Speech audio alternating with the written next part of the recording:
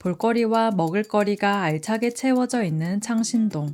70년대에 멈춘 듯한 특유의 분위기 때문에 많은 영화와 드라마의 촬영지로 사랑받고 있는 동네입니다. 창신동은 절벽마을 또는 돌산마을이라고도 불리는데요. 그 특징을 잘 살린 핫플들이 생겨나 알게 모르게 많은 사람들이 방문하고 있습니다. 저는 창신동을 제대로 즐기기 위해 청계천 위쪽에 위치한 특별한 상점들을 구경하고 이어서 골목시장 맛집을 즐겼습니다. 다음으로 절벽골목 핫플을 둘러보고 마지막으로 한양도성 순성길을 따라 흥인지문까지 걸어보았습니다. 창신역 주변은 아파트 같은 주거 공간이 많아 동대문역이나 동묘암역에서 내리는 것이 돌아보기 더 편합니다. 동대문역에는 동쪽 대문인 흥인지문이 위엄있게 자리 잡고 있습니다. 동대문역 6번 출구로 나와 청계천 방향으로 내려가다 보면 오래된 한국 음식점과 중국 음식점들이 함께 자리한 거리가 나옵니다. 안쪽 골목으로 들어가면 유난히 여관이 많이 보입니다. 여관골목 또는 서울 5대 쪽방촌이라 불리는 곳인데요. 오래된 한옥을 개조한 카페 차차티 클럽이 이 골목 안에 숨어 있습니다. 문을 열자마자 낯설지만 정겨운 낡은 집 냄새가 먼저 반겨주는데요. 골목 분위기와는 다르게 차분하고 고즈넉한 공간이 펼쳐져 있습니다. 여러 종류의 차를 마실 수 있고 한국식 퓨전 디저트도 맛볼 수 있습니다. 트러플 바닐라 보이는 생소한 재료가 들어있어 맛과 향이 독특했습니다. 레몬 머틀 말차 소다는 차와 소다의 조화가 재미있고 찹쌀가루로 만든 수제 찰떡 브라우니는 쫀득해서 맛있었는데 양이 적어서 조금 아쉬웠습니다. 바로 옆에는 80여 년이 넘은 시대 여관이 전시 공간으로 활용되고 있습니다. 카페와 연결되어 있어 쉽게 둘러볼 수 있습니다. 전시가 열릴 때 다시 방문해 보려 합니다. 골목 아래쪽 청계천 주변에는 우리가 잘 알고 있는 동대문 도매상가가 거대하게 늘어서 있습니다. 청계천을 사이에 두고 창신동 쪽에는 큰 신발 도매상가가 있습니다. 수족관 상점과 조류원도 있어 지나가는 사람들이 발길을 멈춰서기도 합니다. 주말이 되면 관광객과 젊은 사람뿐만 아니라 가족 단위로도 많이 북적이는데요. 방송 나 혼자 산다에 나와서 더 유명해진 문구왕구 시장이 있기 때문입니다. 요즘 유행하는 장난감부터 옛날에 유행했던 장난감까지 다 모여 있어 아이들에게는 재미를, 어른들에게는 추억을 안겨줍니다. 문구왕구 시장 중앙에는 아기자기한 카카리코 카페가 있는데요. 이곳에도 귀여운 인형과 소품들이 있습니다. 시원한 아샤추와 메론크림 소다를 주문했습니다. 메론크림 소다에는 아이스크림도 얹어져 있어 달달했습니다. 동묘암역 근처 골목에는 힙한 가게들이 조금씩 생겨나고 있습니다. 작은 제조 공장들 사이에 맛집들이 숨어 있어 을지로와 비슷한 분위기를 풍깁니다. 골목을 헤매다 보면 젊은 사람들 사이에서 인기가 많은 쭈꾸미 한식 맛집 동묘집도 보입니다. 저는 찐 옛날 감성을 느껴보기 위해 헛개비 주막으로 갔는데요. 사장님의 소소한 라이브 공연이 열리는 주막입니다.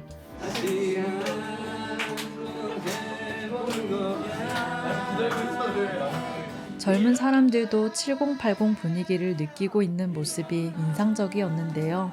그래서 그런지 윤도현, 김광석 등 누구나 알만한 노래들을 많이 들려주셨습니다. 근처 동묘암역 인근에는 백종원의 3대 천왕에도 나왔던 얼큰한 낙산냉면이 있습니다. 뒤쪽 골목에는 이가 바지락 칼국수가 있는데 자가 제면하는 칼국수집답게 면이 쫄깃했고 들깨가 고소하고 담백했습니다. 바지락 칼국수는 무엇보다 조개가 싱싱했고 국물도 시원했습니다. 창신동은 옛날 아티스트들과 관련이 많은 곳이기도 합니다. 봉제공장 쪽에는 어느새 표지성마저 사라진 가수 김광석 집터가 있었고 미국인 소장가들에게 더 인기가 많았던 한국 대표화가 박수근 집터도 있었습니다. 도로 건너편에는 세계적인 미디어 아티스트인 백남준 기념관이 있습니다. 해방 이후 창신동에는 판자촌이 가득 들어섰지만 그 이전에는 부자들도 살던 동네였습니다. 대표적인 부잣집이 백남준의 아버지 백낙승의 집이었습니다. 백낙승의 집안은 조선시대 대대로 직물 장사를 크게 해왔습니다. 그의 아들 백남주는 한국전쟁이 나던 해에 해외로 유학을 갔습니다. 그 결과 해외에서 더 유명한 행위예술가이자 비디오 아트 창시자가 되었습니다.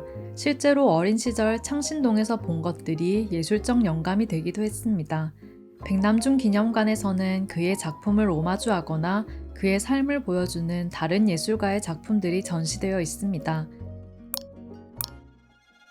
창신동을 소개할 때 미디어에서 단골로 등장하는 곳이 바로 이 봉제거리입니다. 골목에는 재봉틀 소리가 쉴 새 없이 들려오고 원단을 배달하는 오토바이 부대들로 항상 분주합니다. 봉제거리뿐만 아니라 창신동에는 900여 개가 넘는 가정집 형태의 봉제 공장들이 있습니다. 한국 전쟁 후 피란민들은 청계천 근처에 머물며 옷을 만드는 일로 생계를 이어나갔습니다. 이후 서울시가 청계천 위로 도로를 만들면서 자리를 잃게 된 상인들은 평화시장 부지를 제공받아 건물을 지었습니다.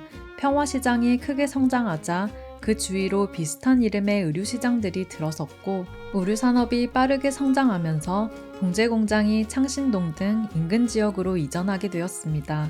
옛날과는 다르게 젊은 노동력이 줄어든 이곳에는 외국인 노동자가 그 자리를 대신하고 있습니다. 그래서 봉제거리 주변에는 외국 음식점들도 많습니다. 예전부터 동대문에서 유명했던 네팔 음식점 에베레스트 레스토랑에 가봤는데요. 에베레스트는 방송 수요미식회에도 나왔습니다. 네팔은 인도의 이웃나라로 인도식 요리보다 향이 순한 편입니다. 음식이 전체적으로 정말 맛있었고 이국적인 분위기에서 맛있는 네팔 음식을 먹으니 진짜 여행 온 듯한 느낌이 들었습니다. 동대문역 인근에는 사람들이 추억을 떠올리며 찾는 오래된 가게도 있는데요. 골목 속에 숨어있는 노포 맛집 먹새집에서는 전통 갈비구이를 맛볼 수 있습니다. 오래전부터 이곳 노동자들의 힘든 하루를 씻어주던 곱창골목도 유명합니다. 다들 밖에서 야채 곱창을 열심히 볶고 계시는데 이런 노포 분위기를 즐기기 위해 찾는 젊은 사람들도 많습니다. 동대문역 3번 출구에서 안쪽으로 들어가면 정겨운 시장 풍경이 펼쳐집니다. 창신 골목시장에는 창신동 주민뿐만 아니라 외부인들도 자주 찾는 노포 맛집이 많습니다. 매운 족발로도 유명한 창신 골목시장 안에는 족발집들이 모여 있습니다. 저는 그 중에서 백종원의 3대 천왕에 소개된 옥천 매운 족발을 찾았습니다. 한방 족발과 매운 족발을 앞다리로 반반 주문했습니다. 족발은 쫄깃하면서 부드러웠고 제공되는 쌈 재료들도 신선했습니다. 이 외에도 시장에는 회식을 하거나 가볍게 술 한잔 할 수 있는 노포 맛집이 많습니다. 고구마 전분만 사용하여 자가제면하는 형제냉면도 주민들이 애정하는 맛집 중 하나입니다. 보기 드문 떡케이크 카페가 창신동 골목에 있어 처음엔 놀랐는데요. 리벗이 쌀 친구라는 뜻인데 이름답게 직접 쌀을 빻아 수제로 떡을 만듭니다. 음료는 가성비가 좋고 떡케이크는 건강하게 맛있습니다. 부드러운 크림이 쫀득한 떡과 어우러져 조화를 이뤘고 하트 설기 속에는 수제 초코 무스가 들어있어 다채로운 맛을 즐길 수 있었습니다. 창신동은 좁은 골목이 많아 마을 사이를 지나다니는 버스가 없습니다. 낙산 아래에 있는 절벽골목 하프를 둘러보려면 역 근처에서 마을버스를 타고 낙산 삼거리에서 내리시면 되는데요. 차를 가져와 하플 주변 주차장에 대는 방법도 있지만 주말에는 자리를 찾기 힘들다는 단점이 있습니다. 라이더들 사이에서 악명 높은 난코스인 회오리길을 지나면 골무 모양을 하고 있는 산마루 놀이터가 나옵니다. 독특한 정글짐 위에 있는 전망대에서는 남산타워도 보입니다. 영상 초반에 창신동이 절벽마을이라 불린다고 말씀드렸는데요. 원래 이 일대는 한양의 동쪽을 지키고 있던 낙산이었습니다. 하지만 일제강점기에 돌을 캐는 채석장이 들어서게 됩니다. 건물을 짓기 위해서는 석재가 필요했는데요. 낙산은 질 좋은 화강암으로 이루어진 돌산으로 도심과 가까이 있어 돌을 캐서 나르기 좋은 위치에 있었습니다. 낙산에서 캔 돌로 당시 조선총독부와 경성역, 조선은행 건물을 지었다고 합니다. 해방 후 피란민들이 자리를 잡으면서 깎여나간 산 주변에 집이 생겨났습니다. 밀림은 이 독특한 전경과 동남아 분위기를 잘 조화시킨 태국 음식점입니다. 동굴을 지나서 들어가면 로비 같은 공간이 나옵니다. 위층 식당으로 이동하면서 채석장이었던 절벽마을을 감상할 수 있습니다. 내부는 이름처럼 밀림 같은 분위기로 조성되어 있습니다. 카오소이는 한국에서는 보기 힘든 태국 치앙마이 국수인데요.